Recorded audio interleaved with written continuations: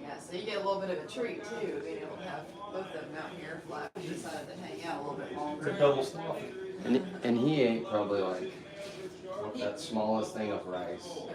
I gave him like a little mixture because he wasn't eating anything else. Yeah, he did eat veggies pretty good for the first year, so he managed. She's like hugging me.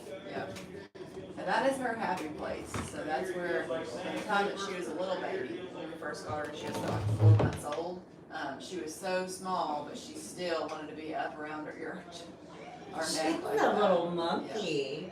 Yeah, she thinks that she's a toddler and she explores a lot like a toddler. She is. She's just a little baby. You're just a little baby girl. Oh my goodness. What did you find? Do they have like little chewing instincts the same way that toddlers and babies A little do? bit. So they explore a little bit like toddlers. They want to put everything in their mouth to see what it is. So she does do that a lot. Oh, baby. Oh, I love you too. Oh, I love you too. She's like hugging me for real. Yeah. Girl, stop. This is your job. This is amazing. Yeah, it's pretty great. Oh, I love you. Baby, you're gonna freak out when this thing hugs you. I'm excited. I got a sloth hug today. Yeah, didn't know that was going to happen, did you? Hey, girlfriend. Hey, babe. Oh, my baby. Gosh. My little baby girl. I know, your mom should. She's so cute. And sometimes you can hear, especially when she's up in your ear like that, she opens and closes her mouth. You hear a little bit of a squeaking sound. Yeah. And that's actually her teeth grinding together. Really? You got teeth grinds? Hi, baby. Oh my. I love your hugs. I didn't know sloths could give such good hugs. So she and baby Dash both came from the same breeding program, and they were bred to become ambassador animals, which is what they are.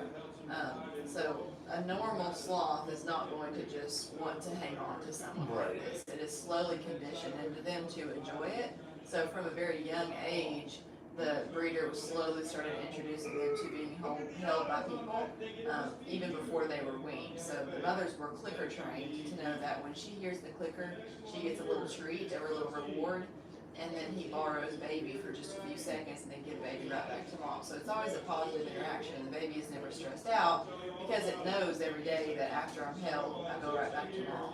Right. And as the baby gets a little bit older, that time will slowly increase as well, up until the time that the baby is weaned, around 4 or 5 months old of the mother's own choosing. That baby's used to being held for upwards to 30 minutes to an hour a day, and it's completely fine with that. That's awesome. So most of his babies become ambassador animals, but some of the babies just kind of tolerate being held and don't really love the interaction like Zoe does. Right. And those sloths would just go to a facility more similar to a zoo that's just observation, or maybe feeding similar to what we do with Flash, and just not have to be held so often. But she, as you can tell, loves it. You're not even kidding. I was thinking like most animals probably just tolerate this, Yeah. but like she loves this. No, but you can tell too when I go to put her back down in there. She's been extra clingy today. I don't know if it has anything to do with the fact that she went to the bathroom overnight. Because when they only go to the bathroom once a week, it's a pretty big task. Right, it's a whole ordeal. So, yeah, it's a third of their entire body weight. And so I don't know if she's just being extra snuggly because of that or what. But every time that I have tried to put her back down in her hammock today, she just clings. Like she's like, no, don't put me down. She had a good poop, and now she just wants to be loved. I guess That's all so. any of us ever want. Yeah. Yeah. Yeah. Well, if you get tired of holding her today, we're right upstairs. You just come get me and I'll hold this baby. Is it your turn? So I it's feel not been bad taking away from you though, because you're doing so good. It's not been too long. We get 30 minutes with her, Yeah. so we started, it's only been 8 minutes. So we usually do about 15 and 15. Yeah, That's what keep we holding your wanna do. baby. Let her snuggle in with you. I think she's really enjoying this. I think she's happy. She definitely does. Her little bottom legs, Yeah. like, oh my gosh. She had them wrapped around you? Yeah, she has them wrapped around me. Oh wow. Dude, she is hugging me right now. Yeah, that's She's so legit fun. hugging me. It's funny because I'm so used to animals with smaller limbs, so I instinctively was like, oh, they're tucked underneath of her. But I didn't realize No, that she had she's them. like, I could Yeah, it's like a probably backpack stand or up. front and- pack. Yeah, Yep. she's a fanny pack. Yep. Yeah.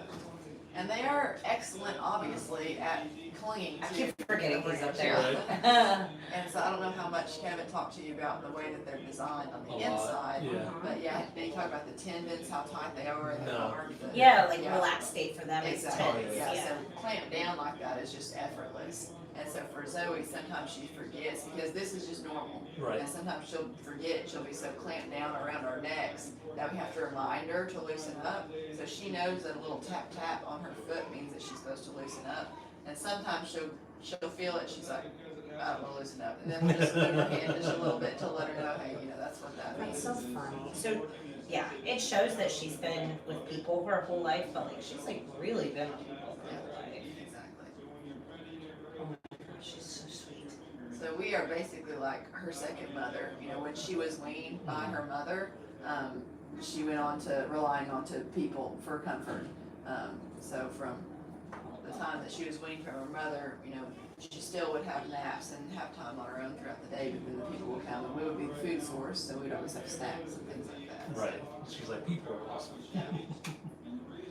And she's been here for basically right after she was weaned past the ambassador program, she came here, and so we were like her second family. She came here when she was about 4 months old. Just a little one. How little are they when they're born? I bet. They're very, very small, about the size of your hand. And I have long fingers, so their body is actually probably about that big. And so Dash, when we first got him, he's 8 months old now, but he was so small that he could not wrap his legs all the way around our torso, so we had to carry him on our arms, and he would wrap around our arm like that. Oh my gosh. And then what's the baby's name? Flash, Zoe, and Dash. Flash This is and Dash. Yeah. Okay. It can get confusing sometimes. I'll go to get Dash off to somebody, I'll go, hey Flash, I mean Dash. Yeah. That's so funny. Keep waiting for him to just use his back leg and just lean down and be staring at Like he you. did just a second I know, ago. I missed it. Yeah, he's checking you out. What you got going on down there? Do they get curious about each other? Do they want to interact with Yeah, each so other? Flash sometimes, especially if we're out here and we're holding Zoe, he knows that we're probably giving her some snacks, and so he'll kind of extend down and is going like this with his hand. Right, looking like, for where's mine, somebody where's mine? Yeah. And so he'll do that sometimes just to try to get, because he knows we have her out, we know we're feeding her. Right. And then Zoe will see him sometimes and be like, what's that? Because, you know, they have really poor eyesight. Right. And so she's just kind of exploring back, like, oh my gosh, what is this reaching down at me? Because as you can see, she's very exploratory sometimes. Yeah. But sometimes they'll actually lock hands, and then they're both just like, huh, What was that? what is that? That's so funny. Yeah. Do they get confused like how to unlock? No, not really. That's Pretty good. quickly they can. That's good. That's so funny though. The old barrel of monkeys. Yeah, that is really similar, yeah. I could do this all day. She's so sweet. Oh my gosh. It's like God made this little creature that just wants to be hugged. So sweet.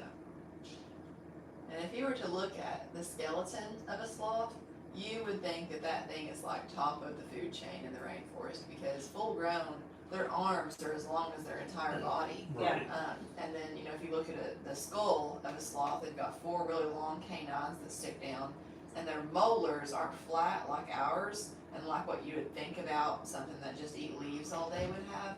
They're actually all pointed, and they're all designed right to grind them down, but they look ferocious. Right. And so if you were to look at that, you would think that this thing's Apex. like, yeah, just swinging Super through predator. the trees and like slashing everything out. But I think that God definitely has a sense of humor with the way that He's designed sloths, because you know, you look at their skeleton and then you look what they actually are, and it's like, Not even Just makes me close. think like how wrong we are probably about dinosaurs. Oh, you yeah. know? Yeah. They're big chickens, I'm sure. yeah.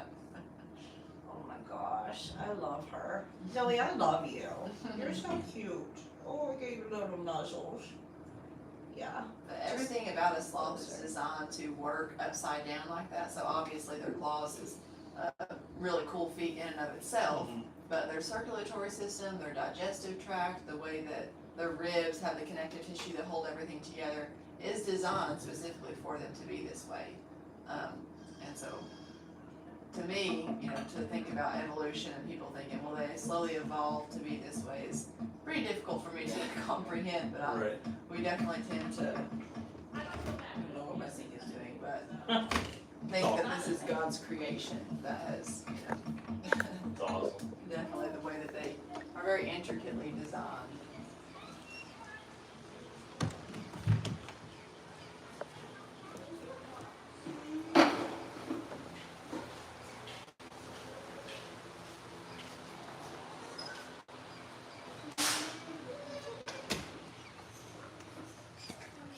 Okay, let's leave him alone.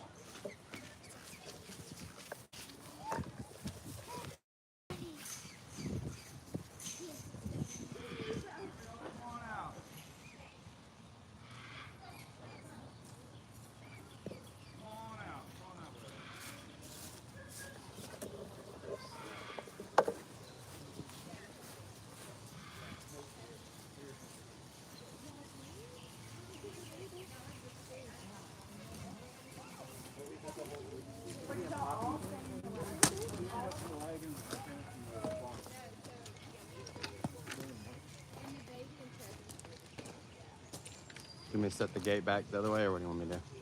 Try and keep him that way. That's the only other one to run out. Alright, I'll just push it over here. Yeah, that'll work. All right, guys, we're here to look at kangaroos. These guys are all red kangaroos. For the redness of the red kangaroo is a male hormone-driven trait. So the females turn this lighter color right away. The male will stay red for all his life. Most interesting thing to see out here right now is see that big pouch under that kangaroo on the corner? That's her baby. It just started sticking its face out of the pouch last week, so we may or may not see that today. Best picture you can take out here is if you come up to this guy and say, "Who's good boy? Who's good boy?" He'll come and give you a kiss like that. And you guys can take little pieces of hay like this to feed to the kangaroos out here. I'm just going to leave this bucket sitting right there. You guys are welcome to grab some and give it to the kangaroos. All right, so the kangaroos, these are all red kangaroos. Red kangaroo's normal family group is one male, 50 females. So if you want to be the one male, every other male has got to go. He wants you to give him kisses, guys. Say, "Who's a good boy?" and lean over and give him a kiss.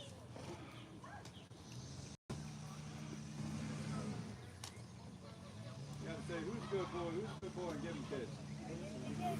You gotta say it like that, Kangaroo.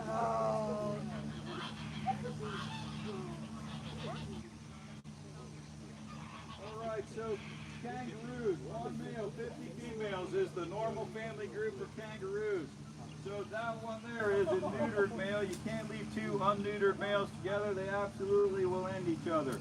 So that guy's been neutered, this one is not. That one is actually older than this one, but hormones make them grow faster than no hormones do.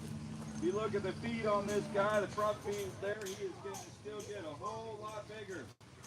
In the wild, a kangaroo's size is limited by its lifespan.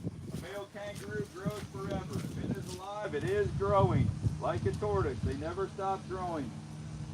So in the wild, a male kangaroo is lucky to make 5 years because of the way that they go at each other. So in the wild, a male kangaroo will be limited to about 140, 150 pounds. In captivity, we don't hunt them, we don't shoot them, we don't run them down with pickup trucks, we don't drive them off the cliffs, we don't poison them.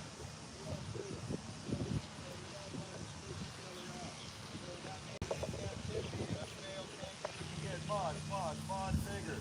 In captivity, male kangaroo will consistently get well over 6 feet tall, well over 200 pounds. World record for a male kangaroo is one who was named Rogers, who was 6'7" when he passed, and that is standing on the ground, 6'7". Nose to tail more than 8.5 feet long. We have the genetics here to grow kangaroos that are that big. The father of our father kangaroo here, when Howard was born, his father was 8, he was 16 and 225. The father of all of our female kangaroos here just passed because he jumped into a fence and broke his leg, not here, somewhere else. And he was 10 years old, he was 6'4", 250. So we have the genetics on both male and the female side to grow massive kangaroos here, and that's the plan. The reason our kangaroos are friendlier bigger than everyone else. You see the baby's head sticking out right there?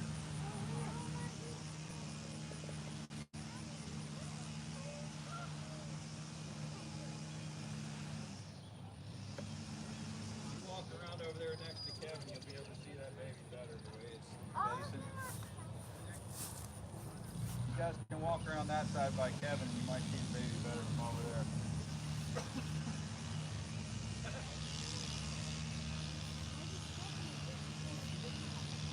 Kevin, I thought he was talking about the zebra, not you. Sorry about that.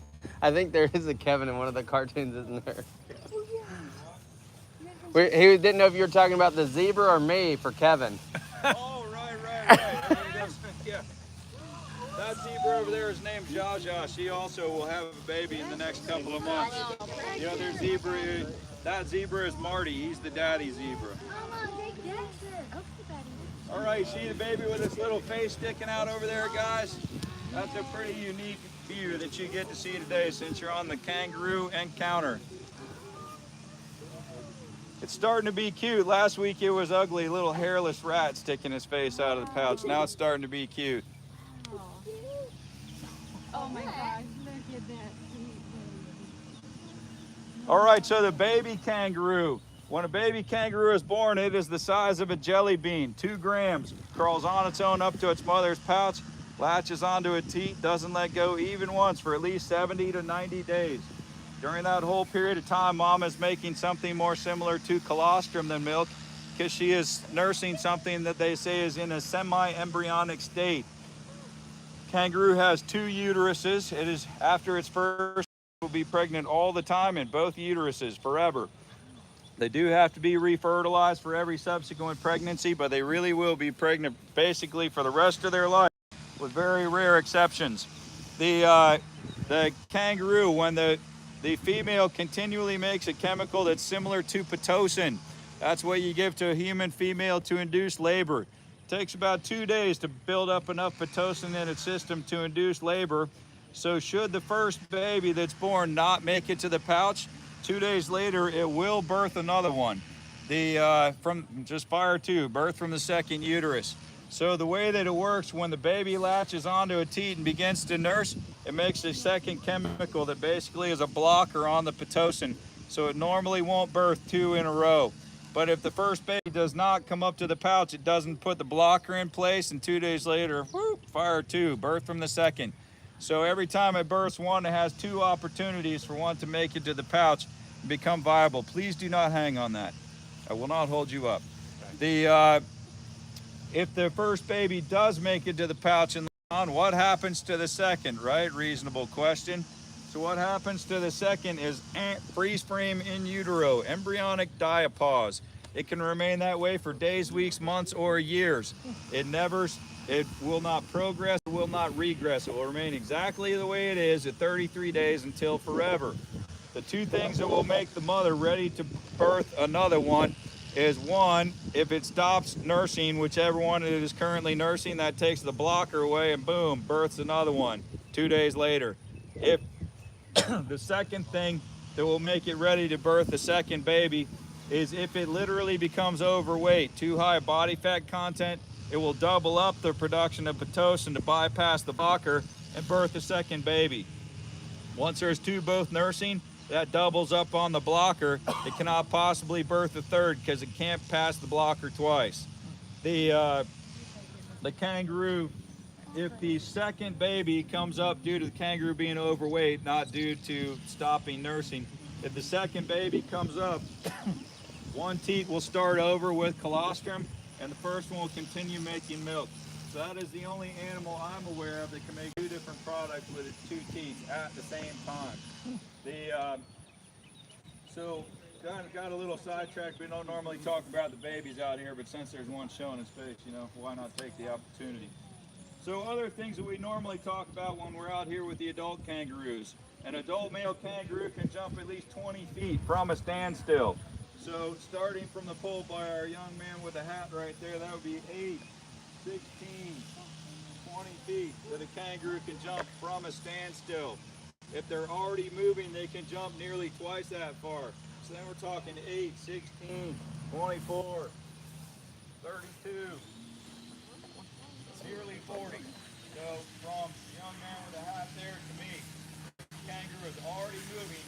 cover that distance in one jump.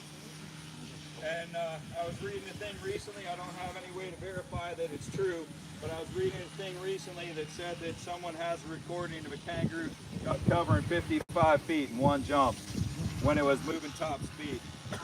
This is something I read, I don't know that to be true or not. And there's the baby sticking his face out again. The pouches, I grew up seeing Winnie the Pooh, so I thought the pouches went like this. They don't, they go like that. And just the way the artist chose to draw it. The kangaroos have a really, really special thing about them. So kangaroos live in desert places, right? Deserts don't have a lot of food.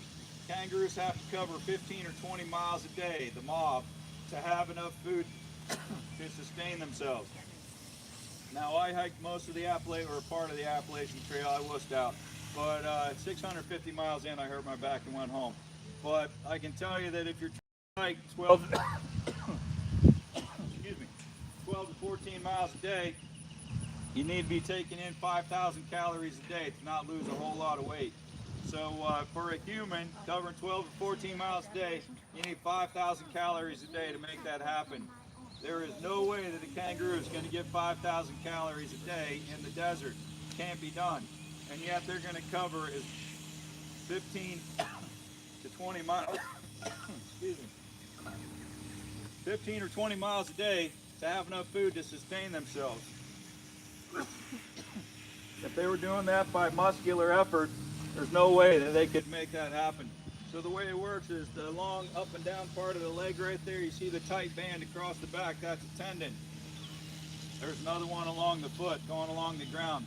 As the kangaroo jumps, the tendon contracts. As it comes down, that stretches the tendon out like a spring, right? And then when it jumps forward again, doing, that spring comes back closed and propels the kangaroo forward by the force of a natural spring, not by muscular effort. Because if it was doing that all by muscular effort, it is completely impossible for them to get enough food to make the calorie budget to cover that kind of distances a day. But that is something that's really special about the way kangaroos are designed. And that is why they thrive in deserts where other larger animals do not.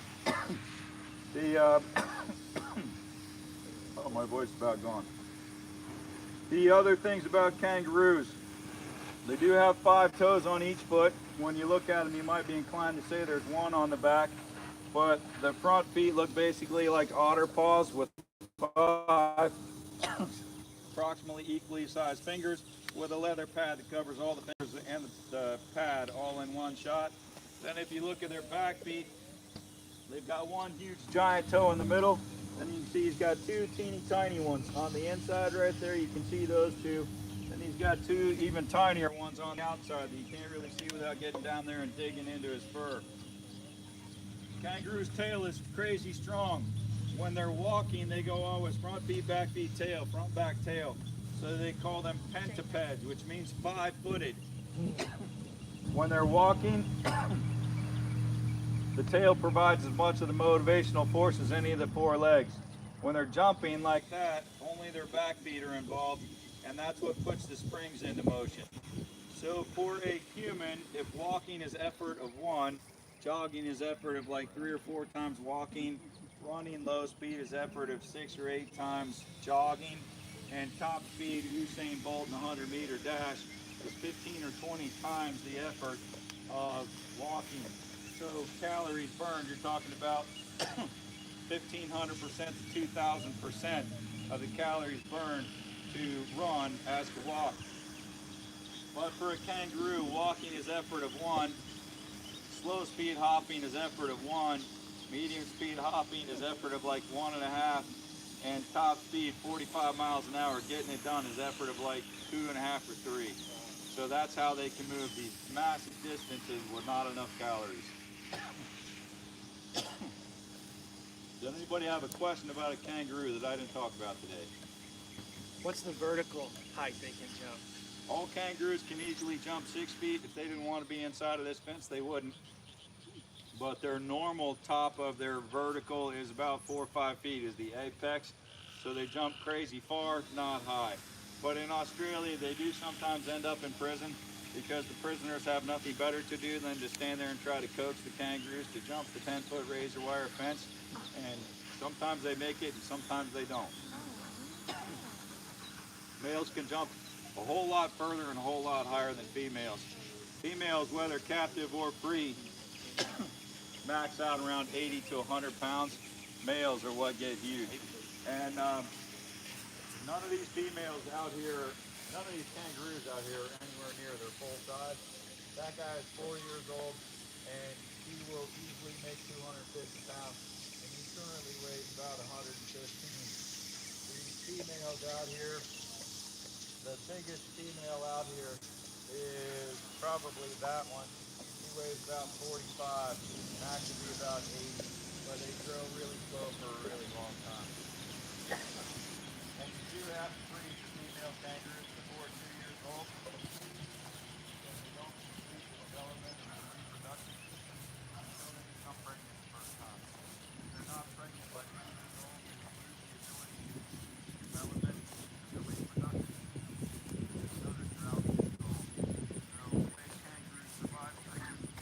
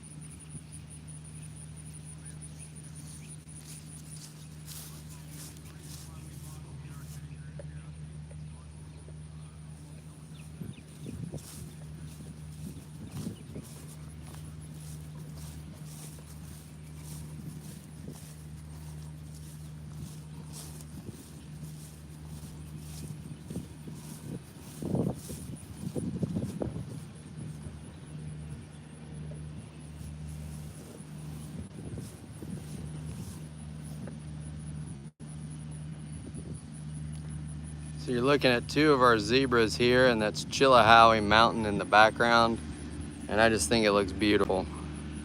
We're live here at a Coe Riverside Farm, halfway between Chattanooga and Knoxville. If you guys want to come see a bunch of awesome animals, check us out, CoeRiversideFarm.com.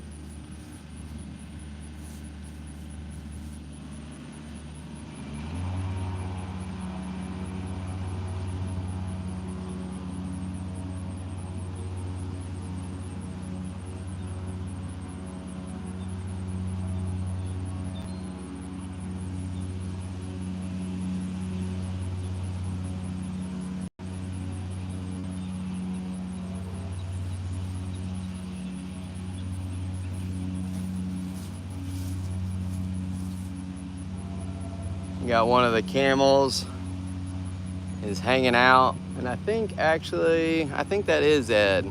Abu is over there at the other side.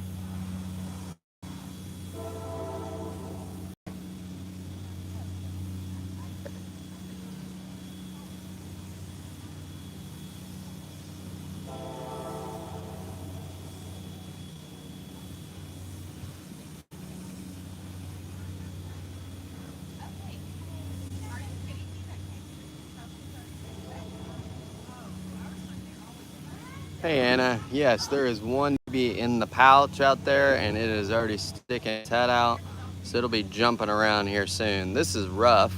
He's the dad of the area. Yep, they get treats. They just did a kangaroo encounter, so they got some treats.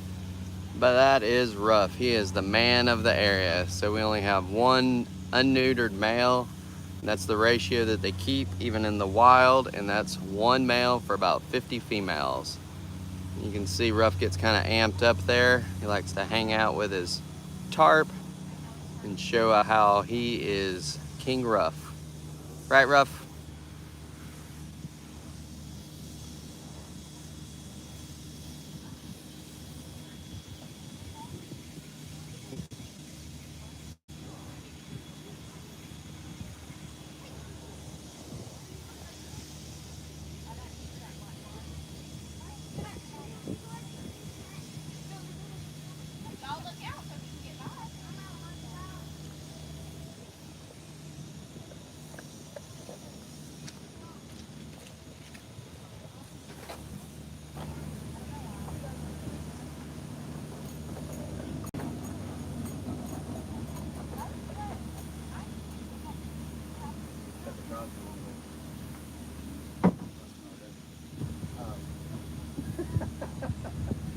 I'm gonna try to lead that over here. You have a line?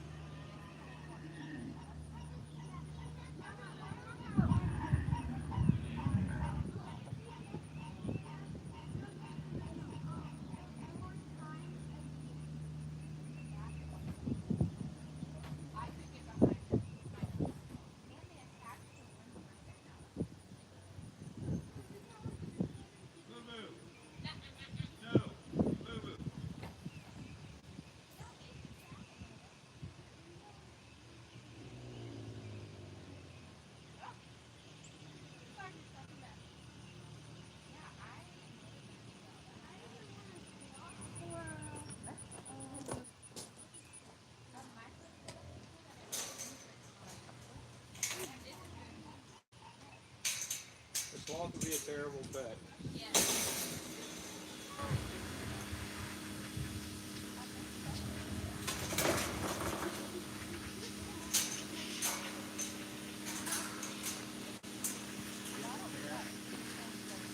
Oh, yeah.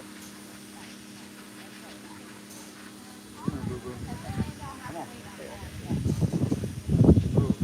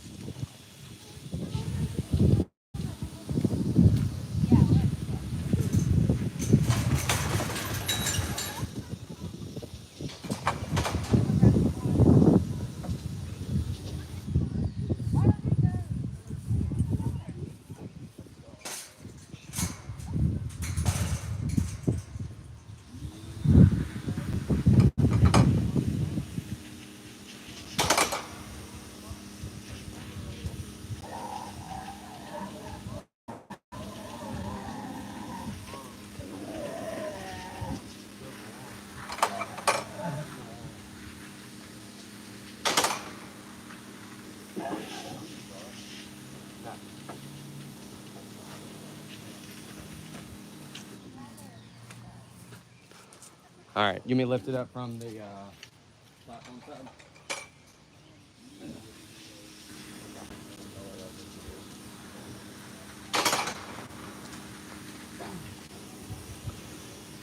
So guys, we're gonna be doing a camel ride and a camel talk here in just a couple minutes. So keep watching it and you're gonna get to see some people ride a camel. It's gonna be really awesome. We are located in Benton, Tennessee, halfway between Chattanooga and Knoxville. If you've ever wanted to come hang out with a bunch of awesome animals, you can do that here at Ocoee Riverside Farm.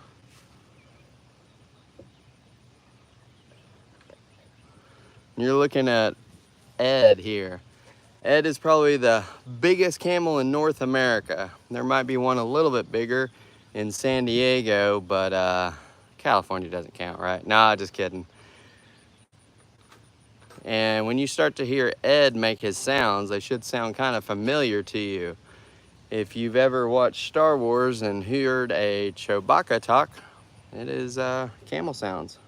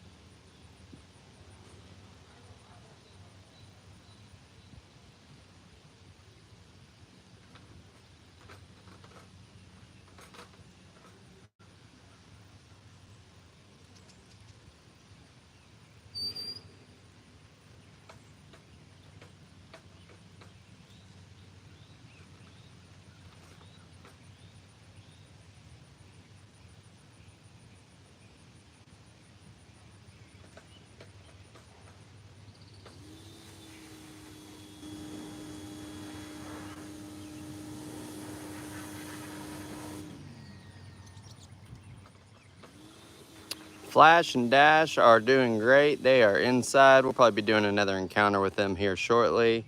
And the water thing, is it true? What is the water thing?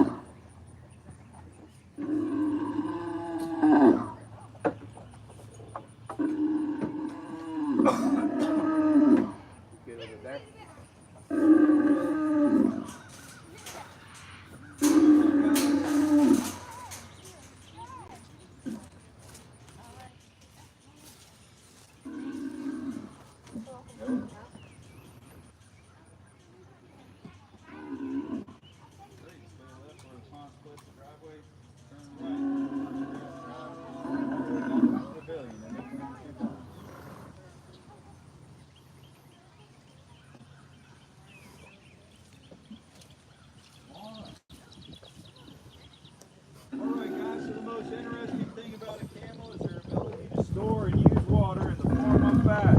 On the hottest day in the desert, a camel can go 10 days to 2 weeks with not one single drop of water. In that period of time, they can lose 30% of their body mass from dehydration. This camel weighs 1,750 pounds. So for him to lose 30%, we're talking about 500 pounds to dehydration. So I am about 175-ish. So I'm about 10% of the mass of this camel. So him losing 500 pounds would be like me losing 50 pounds. If I lost 50 pounds because I had no water for 10 days, there's a special word for what I would be, and that word is... Yeah, that's the one, yep. And if the camel lost 500 pounds because he had no water for 10 days, special word for what he would be is thirsty. And if a camel is thirsty, oh my goodness, he's thirsty. If this camel had actually lost 30% of his body mass, his hump up top would be loose and floppy, hanging off one side or the other. If you knew what you were looking at, you would see him to be skinny and emaciated all over his whole body. If he was actually in that condition, which of course he would never be here, but if he crossed the desert and he was actually in that condition, the next time he got to a significant source of water, he could drink 50 gallons of water in 3 minutes. Those two white barrels are 55-gallon drums. So that means that this camel could drink that barrel in 3 minutes. That is chucking down 17 gallons per minute, or about 1 gallon every 4 seconds. So 1, 1,000, 2, 1,000, 3, 1,000, 4, 1,000, there went a gallon of water. So that begs the question, where does the water go? Because the only tank in the camel is his stomach, and his stomach only holds 7 to 10 gallons of water. So where does the water go? There is no other tank in the stomach that holds any liquid water except for his stomach. So as he dehydrates, his red blood cells go from oval just down to flat. That accounts for about 30% of his loss of mass. He's going to lose about 150 pounds of blood volume. His fat cells are going to shrink. So I have a lot of kids that know how to head on a swivel. So the camel's fat cells also shrink. So camels, like people, are born with the approximate number of fat cells they are ever going to have. But camels, like people, their fat cells can be very different size at different times in their life. So we are all normal-sized people. So suppose that this was normal size for a human fat cell, and we had a burning desire to star in the show My 600-Pound Life. We ate food with no limits at all for months or years. Our fat cells could go from something like this to something like that, dozens or hundreds of times their original volume. Camels are the opposite. The camels walk around with their fat cells this huge size, and as they dehydrate, they draw all the way down to the normal size for a normal human fat cell. So what we would call normal, a camel would call severely dehydrated. What he would call normal, we would call super morbidly obese. But the relative size comparison is the same. The Bible story this reminds me of when the servant crosses and is looking for a bride for his master's son. And he says, "Oh Lord, let it be a sign to me that the woman would offer to water not only me but the camels as well." Before I had camels, I'm like, sure, I mean, she bigger animals, and so what, right? But now that I have camels and I know that one that size could drink 30, one this size could drink 50, back up a few verses, he was walking 10 loaded with gifts. Now we're talking about a girl going to dip up 300 to 500 gallons of water with a bucket. And you read a few verses down and it says the servant stands and watches till she completes the task. If I'm the girl, I'm saying you need to have a bucket. I mean, this is your camel, right? So what I learned from that is maybe if the Bible says something is divine and I don't understand, I can just go ahead and believe. Because maybe there's something there I don't get. Other things about a camel is he has 3 eyelids. His first eyelid closes to make his eye watertight. His second eyelid closes against the sand, but he can see through it. His third eyelid closes to close his eyes. They're all 3 voluntary muscles. He can choose to close 1 or 2 or 3. His lips, eyes, nose, ears, everything there closes up airtight and watertight. His nose is slit-shaped. He's got about a bazillion hairs inside of his nose. Look, he decided to show it to us. And those hairs go all the way back to the crook of his neck. As he exhales, all of those tiny hairs catch all the water vapor that's in his breath, so that he breathes out only dry air. As he inhales, all that same water vapor caught on all those billion little hairs moisturizes the air all the way down to his lungs, so he doesn't suffer so much from the dryness of the desert air. Camel has worn out spots looking all over the fronts and backs of his legs. Those are leathery patches. When he lays down, he goes down like this. So everywhere that his skin is going to touch the ground, he's got one of these big leathery patches. You see that right there? That's what keeps him from burning his skin when he touches the sand. The sand in the desert can have surface temperature as much as 140 degrees Fahrenheit. The camel has a big sternum plate in between his 2 front legs. You see the flat part on the bottom of him over there? So when he lays down onto the ground, the sternum plate is like this, and when he lays down, that sternum plate is 6 or 8 inches thick, goes up inside of him, doesn't transmit heat. So the sternum plate lays on the ground, and his body cavity does not lay down on the ground. So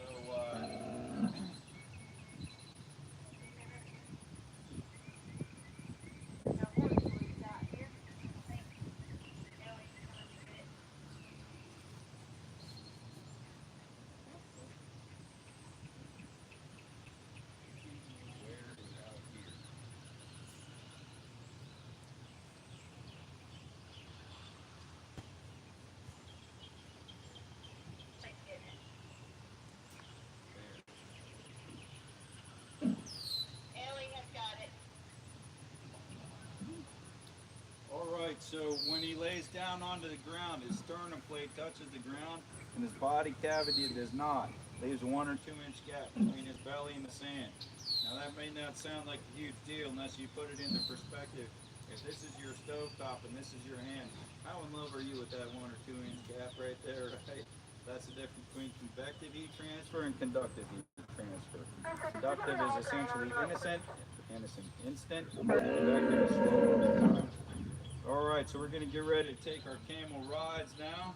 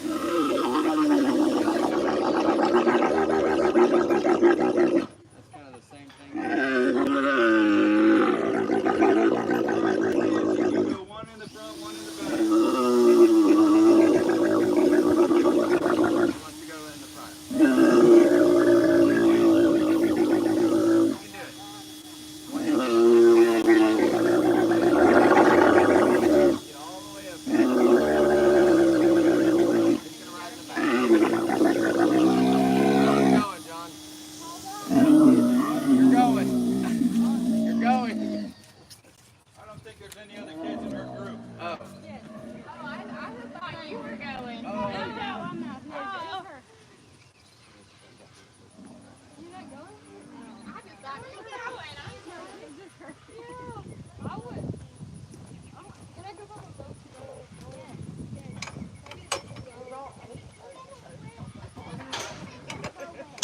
I'll go with him. Yeah, I'll go with this crazy boat way. Oh, I'm gonna go first because I want to go first.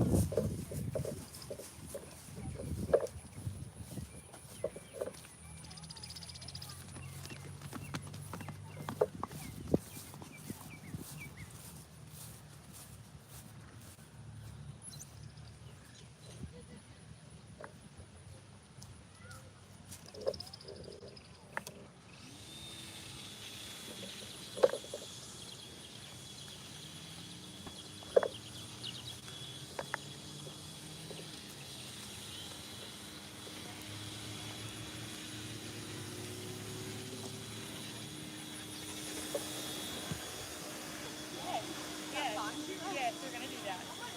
Micro, Well, and then there's camel steps on it. On the micro trigger.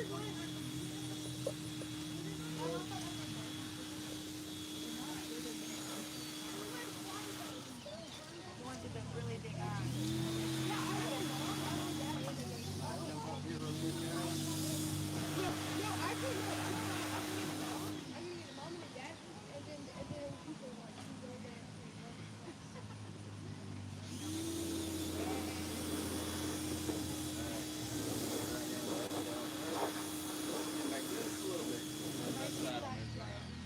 Make sure your legs are up. Go bring your legs up.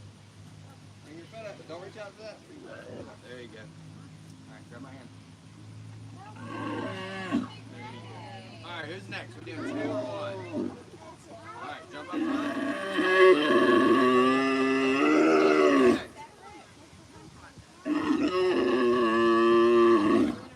Alright, go up.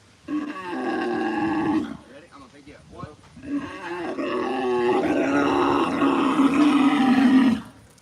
There you go. No, not yet. Sometimes, but so like we were saying before, he used to do hundreds of rides, and now he does 10, so we don't want to too much work on it, you know? It's kind of in the time.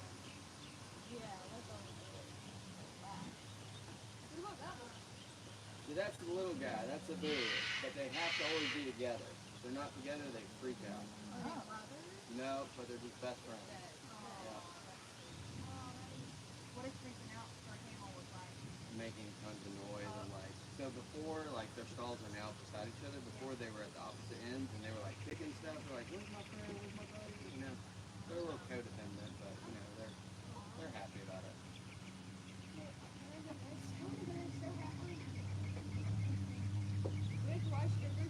It's smoother than a horse. So like a horse walks like this leg and then that leg. So they do all the gliding on one side and the other. So it feels like you're really high, but it's smooth. He's like, please go. Look at her. She's trying to make it go fast. Yeah. So they do have like camel races in the Middle East. They can see each other. Yeah. Oh, they can see great. No. One in at the barn and the other one's front. And then they were separated. And then they realized, oh, okay, we got them right next to each other and even cut a hole so they can see each other. Oh, Yeah. that's how we would get together. That close, but that far. Yeah.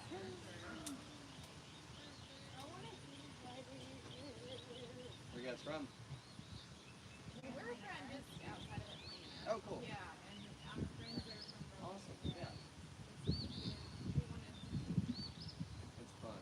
yeah, There's a lot of stuff to do. definitely unique. I have an 8-year-old daughter, and I was like, summer break, you can do camps and stuff. She's like, some camps, but let's just go to work and do it. So That's for sure. yesterday she was like doing the presentation for Computer Dragon. Oh, that's good. I'm like, if you can get down talking to people in public, I'm like, that's hard. Yeah. Yes. There you go. Oh yeah. Work ethic and knowing our daughter.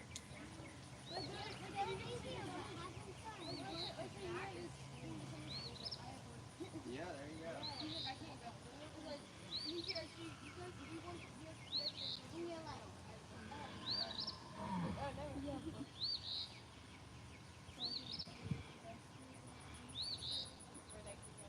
They were together, and it wasn't really rescue. They were just kind of, that's not what we're going to be doing anymore. And then it was really relaxed here. They were. They're together. They came together. Yeah. Ed and Abu, they're buddies. They are both boys. Keep your feet up. Raise your feet up. Don't want to smush. There you go. Get your feet up. We're going to get the back first. Oh, front's going. Okay, go for it. Don't want to fall on the crack. All right, you ready, buddy? 1, 7, 8, 6. All right, you want to go up front, bud?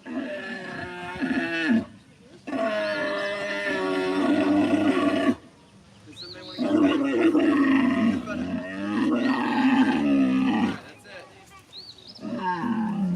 What do you think, Brack? I like it.